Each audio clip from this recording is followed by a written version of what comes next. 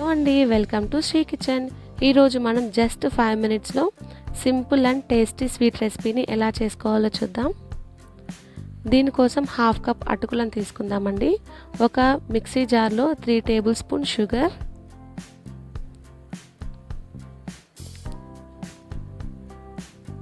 3 యాలకులను తీసుకొని మెత్తగా పౌడర్ చేసుకుందాం. మనం తీసుకున్న అటుకులను వాష్ చేసి ఇంకొక బౌల్లో తీసుకుందామండి. దీనిలోకి షుగర్ పౌడర్ని యాడ్ చేసుకుందాం. బాగా మరిగిన పాలను అటుకులు మునిగేంత వరకు కూడా వేసుకుందామండి.